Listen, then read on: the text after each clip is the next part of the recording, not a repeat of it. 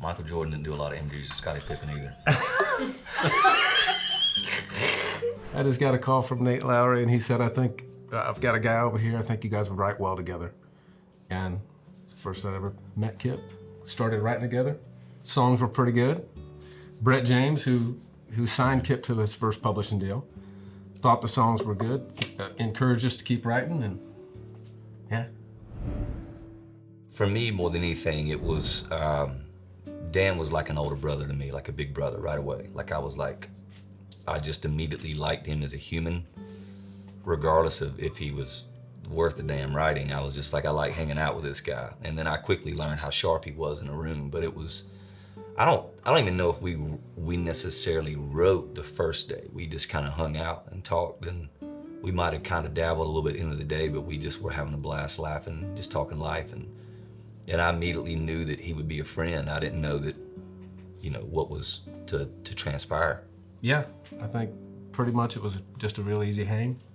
And I got a lot of encouragement from this guy. I've been in town quite a bit longer than he had, first time we got together, and really hadn't had anything to show for it. I had a couple of publishing deals, had a couple cuts, but no hits. But this guy, he believed. And so we continued to write, and he continued to kind of wave my flag and say, this guy's good. And he would encourage, and then he gets a record deal and starts recording all these songs and changing both of our lives. So I don't know if I remember the first song I ever wrote, but I came to town to be the next Garth Brooks. That's the reason that that's the reason I came to Nashville. That's the God's honest truth. I quit a really good job selling medical supplies and drug my brand new wife, who had no idea what she had gotten herself into, to Nashville to pursue the music business, not knowing a thing about it. And then after being here for a few years, the more songs I wrote, the more I realized how much I just had a passion for writing. And then I realized that guys were making a living at it, a good living at it, some of them. And so I just kind of immersed myself into songwriting and forgot about being the next Garth Brooks, although I obviously could have been the next. Yeah, Dan's a hell of a writer, hell of a writer. But we were early on, he would bring his guitar in every day, and although he's a great writer, he's not the greatest on that guitar. Give me that guitar, I ain't that bad. I looked at him probably about the fifth right, and I said, hey, you don't have to bring that thing in anymore. I'll carry the guitar playing. That's a true story. Yeah, he barely lets me pick one up now. Yeah, the minute he goes to reach for it, I say, put that down, put that down. Just sing what you're hearing. In fact, he was just in, I think you were in South Carolina. And I send him we'll send each other voice memos or FaceTime each other. I send him a little voice memo.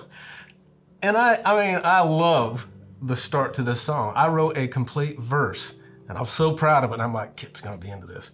So I sent him a little voice memo, and maybe 2 hours later, he sends me a text and says, yeah, bring that guitar to South Carolina with you. I'll tune it, and then we'll write it. So that's why he didn't say, man, I love, man, this is amazing lyric. I have entertained your ego plenty of times, Mike. This is great. This is great. But all I could hear was that out-of-tune guitar, and I said, I don't even know what he's saying right now. Either bring that or we're gonna burn it when I come back, one or the other. I personally feel like Nashville has gotten in this place of everyone's trying to write the song as fast as they can. Everybody wants to get out of there by 2 o'clock or whatever it is. And Dan is a patient, let's sit back, let's find the best lyric. He will challenge you all day long, and he doesn't let you settle for, you know, something that's not right. And it's helped me become that way. But Dan, a lot of times, a lot like David Lee Murphy in the sense of, there's been times when I thought David Lee Murphy died in the writing room, where I just say, okay, he died with his eyes open over there. Like he's not, you know, I don't know what's happened to David Lee Murphy, but he'll just be sitting back and he might not say anything for 2 hours. And then he'll hit you with this line that just puts a bow on the whole song. Dan and David are very similar in that sense of they are patient and they wait till the right line shows itself. It's almost unheard of. But Kip, after that first record, he told me, and he said it in an interview somewhere, but he said, as long as I'm making records, Dan Couch will have songs on my records. And he's lived up to that. And I don't know I don't know any other writer that has had that kind of, I don't know, continued commitment. I don't know. Yeah. Or I like to think it's just because I write the best songs with him, and hopefully he's not compromising. I know he's not compromising any integrity on the songs, but No, I've always believed in, you know, people like Dan, people like Weston, people like Brett. I've always believed in their abilities so much that to this day, you know, I'm just constantly shooting.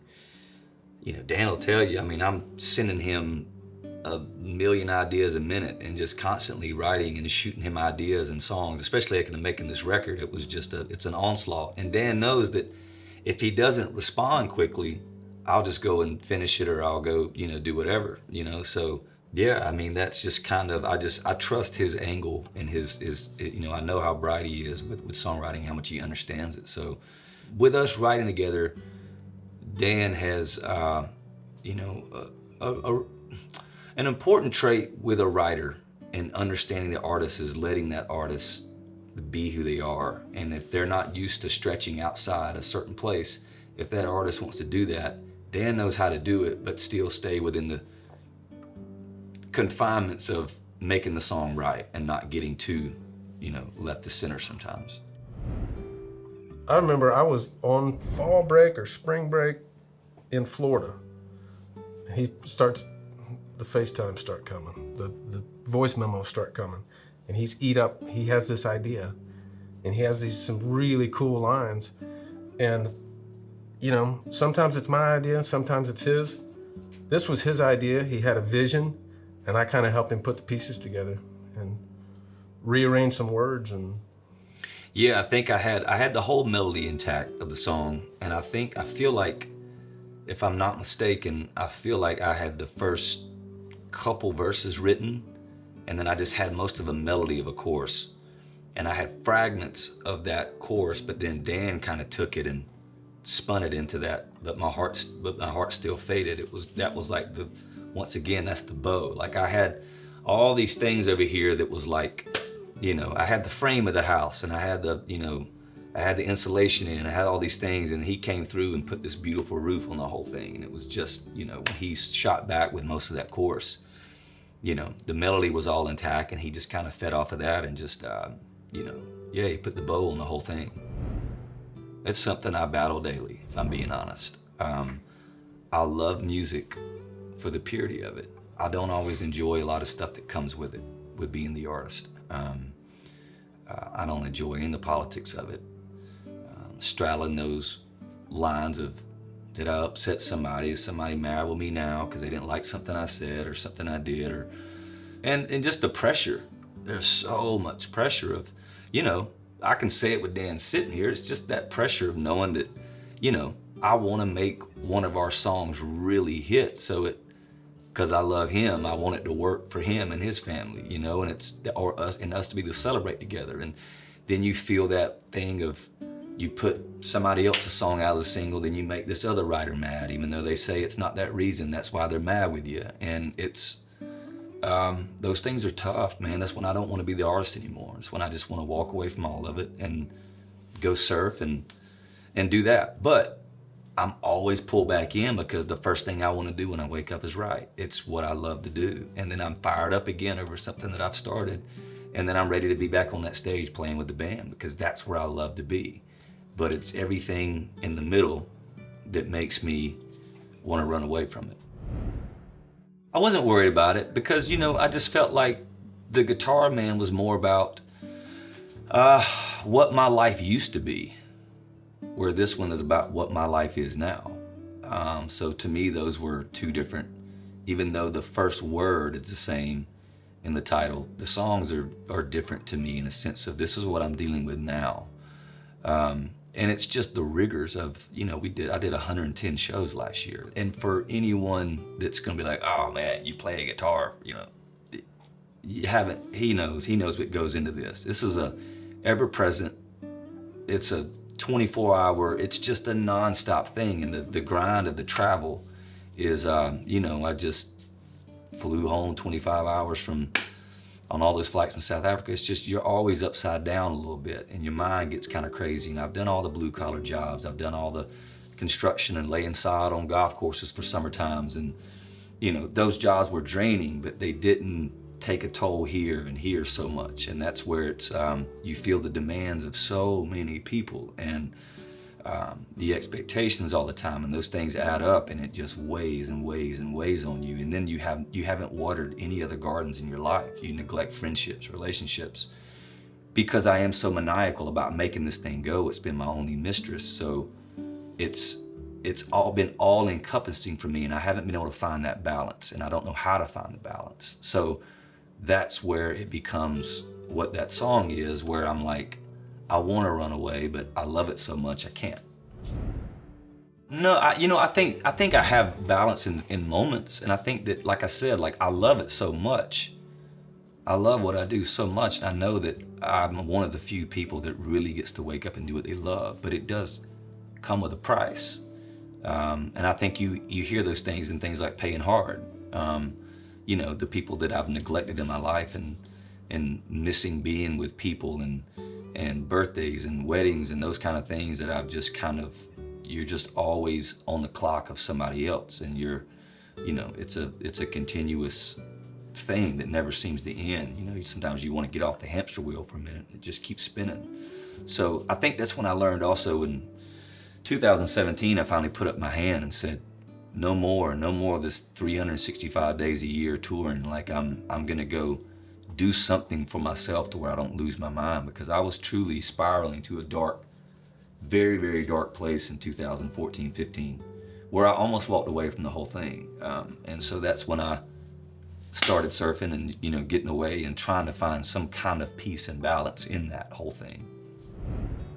Well, I remember we were at breakfast. Was it the Rose? We had been recording this record, and we were at breakfast, and I think we were riding back to my house. Riding back to his house, and he's talking about Folly Beats, a place that he loves. And he's like, man, you're gonna love Folly Beats. They just got the kind of bars that you want to drink beer in. And that's how and I just started singing. He started humming that chorus, and then we got back to the house, and we wrote that thing fast. The same thing with Some Things. We were sitting outside San Diego, the last show of the year in 2019, and 2021, and he looked at me. This time he said it. He looked at me, and we were sitting outside in the sunshine, and we were writing, and we both had a cup of coffee, and he was just like, man, I love being out here. He's like, some things don't ever get old. And then I just started spitting out that chorus, and then we sat right there probably an hour and wrote that. Then I was playing it in sound check an hour later. I think you said it, Dan, when I said... Probably. I said smallmouth bass sitting on the end of my line, and then he said, come on, buddy, jump just one more time. And that was just, we both looked at each other and just grinned, and it was just, we understood what that is. That goes back to Mr. Simple. It's that simplicity of the beautiful things in life that don't cost anything, and it was just, I was in that place on the East Coast fishing the minute he said that, and it was just, that's a line that really stuck with me, as soon as he said that. I love the song. I love the kind of the to me, it's a pure song. I think it's like something that you might have heard George Strait might have said, and we actually referenced George Strait in it, King George playing on the radio. I think it's just a picture of some of the simple things. All of those lines, dog waiting for you when you get back home. I love you. Some things don't ever get old. Hanging with you when the beer's ice cold. Honky Tonk Band on Friday night. I always love ask her to dance, and she says all right. There's such a purity in that. I do love them all, but I got to tell you, I can't get enough of Mickey's Bar. So I don't know if you've heard that yet, but yeah, it's one of my favorites on the whole. One of my favorite tracks is sonically.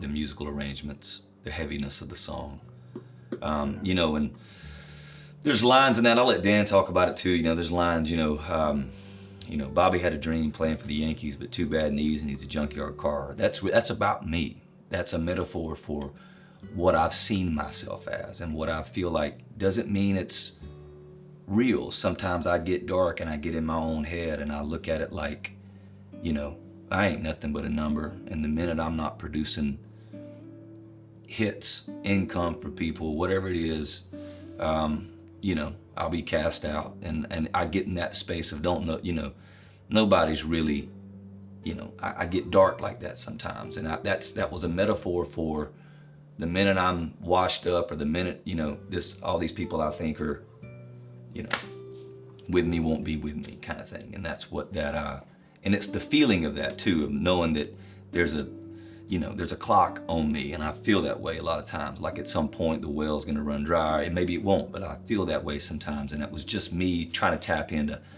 I was in a dark headspace when I wrote Mickey's Bar, and I remember calling Dan. I'd had a bunch of the first half of the song written, you know, different things, and I was sitting at my kitchen counter after getting off a long European run of like a month, and I was just, usually that's when it happens, when I'm kind of loopy, I'm so exhausted, I'm so tired, I know that I've got something else to do the next day, and I remember sitting at the counter and just kind of started writing that chorus. Was the first thing I started writing. And but you know, that is when I think about that line, that's symbolic of how I feel a lot of times. And you know, a lot of that comes from too when all of a sudden you're not having that commercial success that you feel the pressure of so much, and you feel like people aren't, you know, maybe you're not getting the attention you once did because the commercial thing has died off a little bit, you know. And that was the Too Bad Knees and He's a Junkyard Car. For me, it's such a beautiful song. It's reminiscent of Piano Man to me. In some ways, you're looking at these characters; they're all drawn to the neon. A bar is a great place. A bar is a kind of a really lonely place sometimes too. I remember Dan saying, "Her blue eyes have been lost at sea," and that's what he's so good at. You know, I remember him saying a long time ago, "Sadder than the sky on the 5th of July." Like, he has a way of saying things sometimes that it's just it's so plain English, but so unique. That line sticks out with me, and that's the fun of writing. And Dan lit up when I'd said, you know, she's in a new used dress, you know, and it's just, you really paints a picture of this. Yeah, you can totally see of this girl that's trying to get fixed up, you know, for the night, but you know. If he wasn't here, I would tell you that was my line. Yeah. And at a writer's night, that's gonna be my line. So yeah, Truck, man, that's 10, 11 years ago now since that song was #1. Yeah, I still remember the day we wrote it. Like, loved it then, and still, for me, it never gets old hearing it, because it'll still pop up on the radio, and people will call me from a bar and a cover band's playing it. It's been the gift that has continued to give, for real. Mm-hmm. So yeah, it's been great. And we'd already written a song that day, and he was about to head home. It was 5 o'clock, and he was getting home to his wife, and he had to watch the kids. And you know, I started riffing around on the opening blues riff, and we'd written a song that day that's long forgotten. I don't even remember that song. And he was listening to me.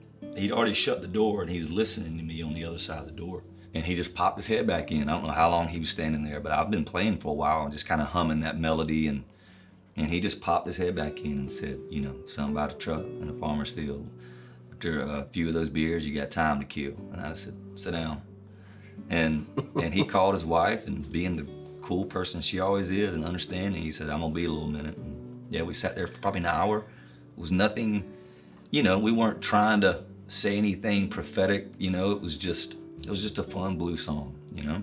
it just felt right, yeah. And it did come pretty fast, and we were both excited about it. Called Nate Lowry up to the writer's room, said, listen to this. Nate immediately fell in love with it and said, the record needs this. So there was a lot of affirmation. Yeah. Right and away. when you listen to Up All Night, it doesn't really fit musically almost with that record. That record was done. And Something About a Truck, I think, was the last song to go on there, but we just were like, this is just an undeniable big fun song, and it needed that lightness on that record, because that record got kind of heavy, you know, with Faith When I Fall and Crazy More Time, and There was a, you know, at times there was a heaviness to that record, and it was a nice piece of levity that kind of, you know, it matched up a little bit with Reckless. I would say it kind of, you know, it tied in with Reckless that we wrote together. But it just, you know, when you listen to the bulk of that record, that song does kind of, it's a little more jarring sonically than the rest of that record. I do remember us saying, there ain't no way they're gonna let us record it like this. They're gonna make us, because there's 4 verses before it goes to a chorus. It's a minute. It's a minute and like 5 seconds. You got to get to the chorus in 30 seconds Yeah. for a radio song. So we're like, we're not gonna change it. We already said this is how it goes, and it worked. Not for me. Like I said, like, you know, there's certain lines in songs that, you know, Guitar Man and Paying Hard and these songs that have a lot of meat on the bone, that those kind of songs. Heart's Desire is one that's always kind of changing for me. But something About a Truck, it's just a lighthearted, gonna always provide levity. Like there's nothing that I'm saying in there that's gonna ever challenge my brain or I'm gonna feel one way or the other about. Like I can be open about that. It's just a super catchy tune that we had a blast writing. Yeah. We felt like it. I remember us saying, if this ever gets a chance, this is a big song, but that was the key word, was chance.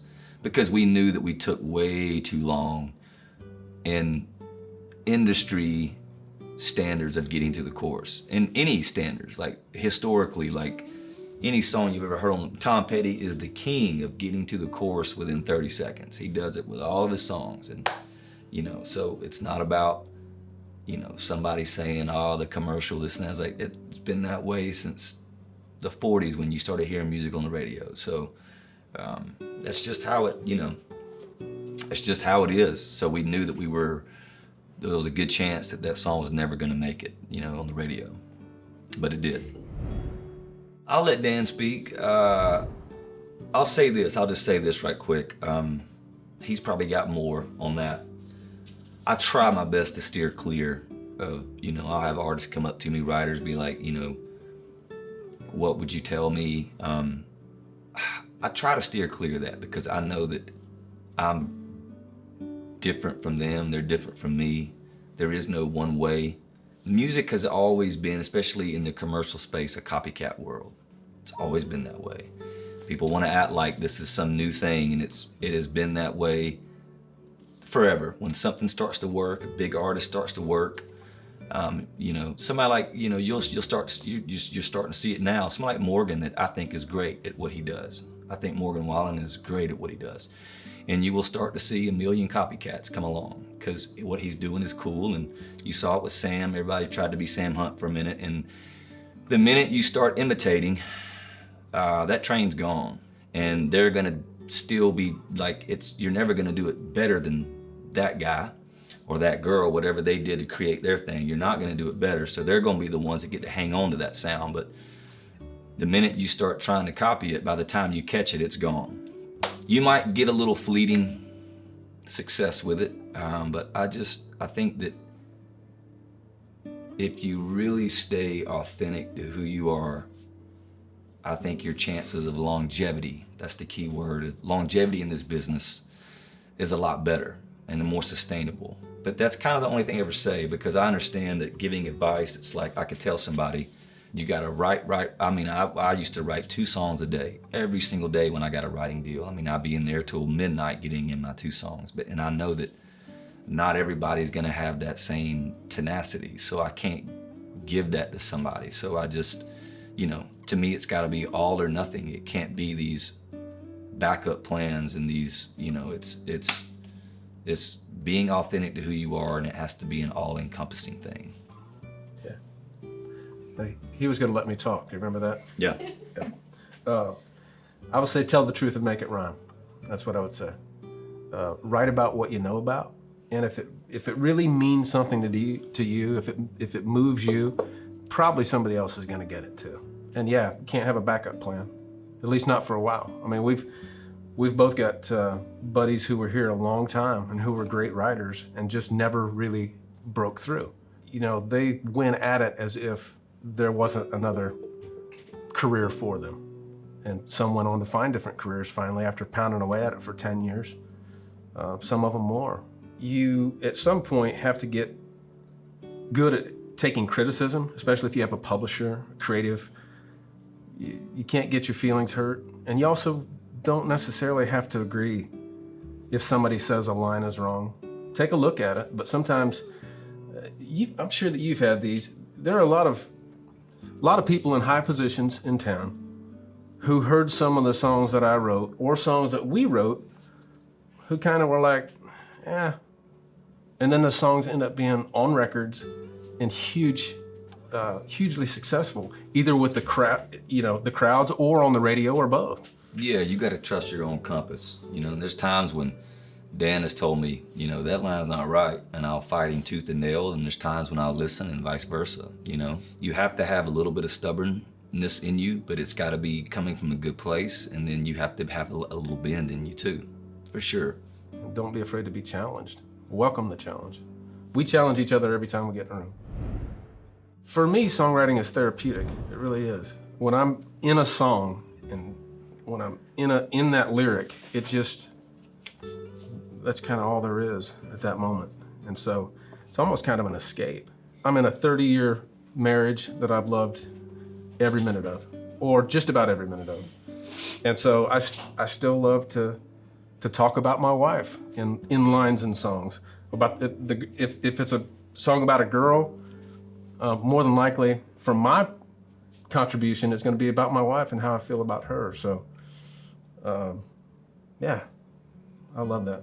I have always been a very, very, very private person. I'm open when I write.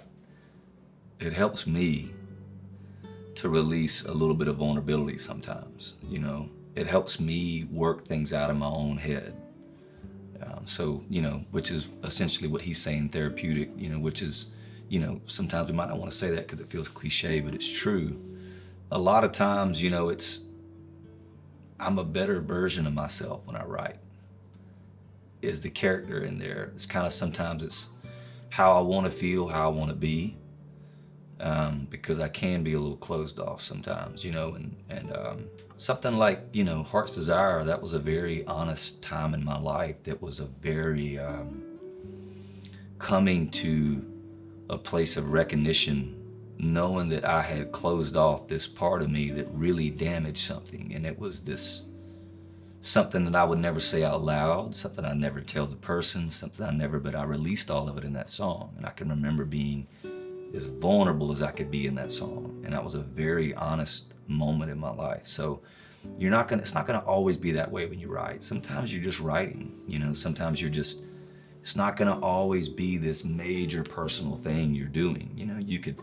You could give me an object in this room and you could say, today we're gonna write a song called Plant. And I could figure out how to write it, and I could write it catchy or whatever, but they're not gonna always be like a Heart's Desire, Paying Hard, Guitar Man, or those kind of things. But those are moments of, of a self-reflection and getting something out that maybe you're not even brave enough to do in real life.